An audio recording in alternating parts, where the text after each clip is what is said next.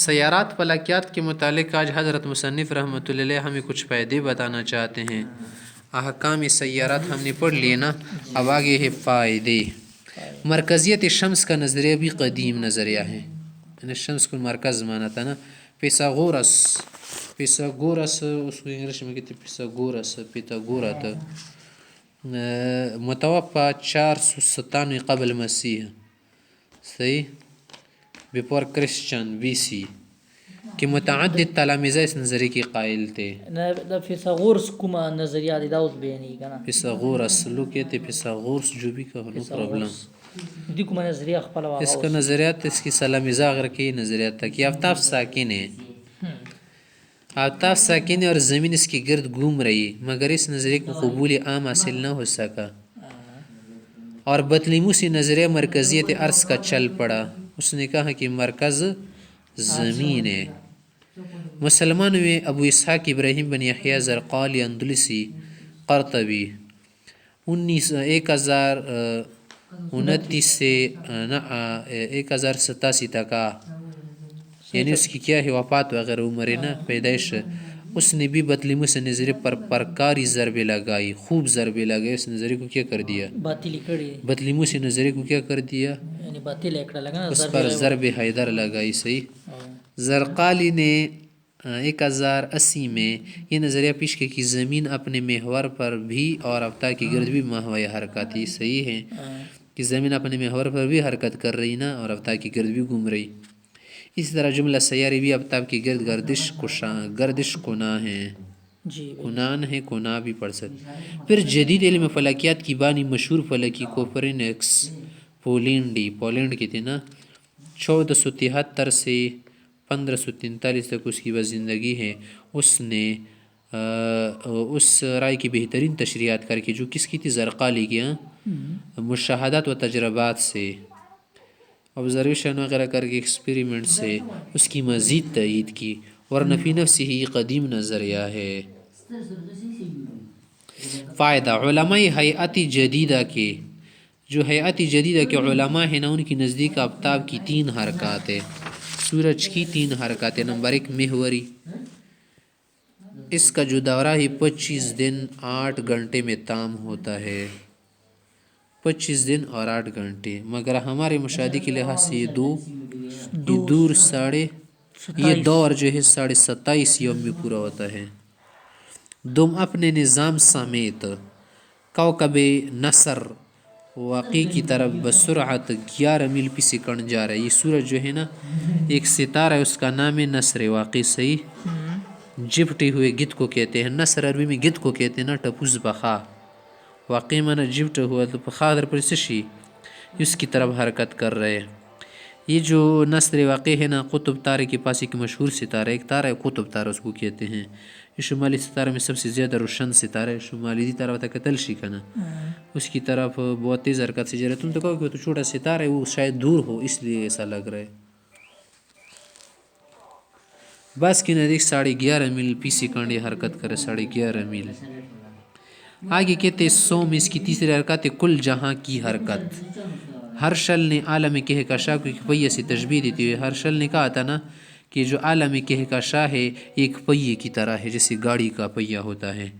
یہ نظریہ پیش کیا ہے کہ یہ کہکشاں گھوم رہی ہیں، کہکشاں بھی حرکت کر رہی، اس کے تمام کواکب بھی جن میں شمس بھی داخل ہے گھوم رہے ہیں۔ یہ شمس خود جو ہے نظام کہکشاں کا ایک چھوٹا سا ستارہ ہے، اور بھی بہت سارے ستارے ہیں۔ یہ کل جہاں کی حرکت بین حرکت آفتاب کی رفتار فی سیکنڈ تقریباً 200 میل ہے، فی سیکنڈ، 1 سیکنڈ میں 200 میل۔ فائدہ، تیسرا فائدہ، کائنات، شمس و قمر، کواکب، ثوابت، سیارات وغیرہ اور مرکز ارضیت و شمس کے بارے میں یہ تمام نظریات خواہ قدیم ہو یا جدید، یہ محض ظن و تخمین اور تجربات و مشاہدات پر مبنی ہیں۔ انہوں نے شمار نہیں کیا ستارہ وغیرہ کو، ان میں کتنی صداقت ہے، اب اس کے بارے میں کچھ نہیں کہا جا سکتا کہ یہ بات کتنی سچی ہے۔ قرآن کریم اور حدیث شریف میں بھی اس کے بارے میں واضح تفصیلات نہیں ہیں کہ سورج کے گرد کتنے سورج کے گرد کتنے سیارے گھوم رہے وغیرہ، اس کے متعلق تو قرآن کریم نے وضاحت نہیں کہ اس سے ہمارا کام نہیں ہے نا، بالکل ہمارا کام اعمال سے ہے، جو چیز عمل سے متعلق ہو. اور شریعت کا یہ موضوع بھی نہیں ہے کہ ستاروں کو بیان کرنا شروع کر دے. یہ تو تم کو کہا کہ ستارے تمہارے لیے کیا ہے، کلامات، اس سے تم راستہ پا سکتے ہو. یہ کیا ہے، کائنات کے اندر اللہ تعالیٰ پر دال ہے، صحیح، بالکل کہ اس کو روشن کرنے والا کوئی ہے. نصوص میں صرف اشارے پائے جاتے ہیں، مثلا والشمس تجری لمستقر لها، اور سورج اپنے ٹھکانے کی طرف چلتا رہتا ہے. اس آیت میں مستقر سے مستقر زمانی بھی مراد لیا گیا ہے، علماء تفسیر کہتے ہیں، اور مستقر مکانی بھی مراد ہو سکتے ہیں. مستقر زمانی یعنی وہ آفتاب، یعنی وہ وقت جب کہ آفتاب اپنی حرکت مقررہ پر پوری کر کے رک جائے گا، اس کو کہتے ہیں. اور وہ وقت قیامت کا ہے کہ تجری المستقر اللہ، جب اس کا وقت پورا ہو جائے گا، جل جائے گا. سورہ زمر آیت نمبر 5 سے 20 کی تائید ہوتی ہے کہ مستقر سے مراد مستقر زمان یعنی روز قیامت. ارشاد کل یجری لاجل مسمى، ہر ایک کا مقرر وقت ہے اور اس کی طرف یہ چلتا جا رہا ہے. اور اگر مستقر سے ہم مستقر مکانی مراد ہے تو بھی آیت اس پر دلالت، تو آیت کی اس پر دلالت نہیں کہ وہ حرکت گول ہے. یہاں کہاں سے یہ بات آئی کہ کیا ہے، گول حرکت ہے. خط افقی پر حرکت بھی مراد ہو سکتی ہے نا، افق پر جو حرکت ہے. وَكُلٌّ فِي فَلَكٍ يَسْبَحُونَ، ہر ایک اپنے دائرے میں تیر رہا ہے، تیرتا ہے. یہ سورہ انبیاء میں بھی آئی ہے اور سورہ یاسین میں بھی.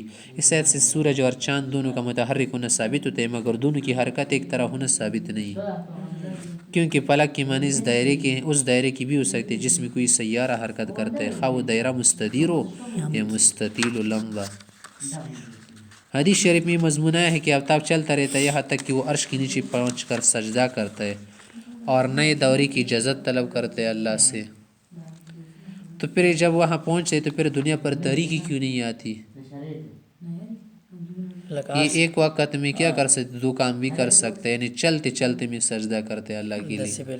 اور چلتے میں جیسے چلتے چلتے میں لوگ کیا کرتے ہیں، مثلا میرے لیے لکھائی بھی کر رہے ایک پروفیسر صاحب نا، اس نے پر کان میں بل بھی لگے، کیا حال ہے، ٹھیک ہو، بربر ہو، اسے بھی کرتا ہے نا. اور کرسی کو بھی اس طرح ہلاتے ہیں، کرسی کو یوں دیکھے. بینک میں 3 کام ایک وقت میں کرتے ہیں.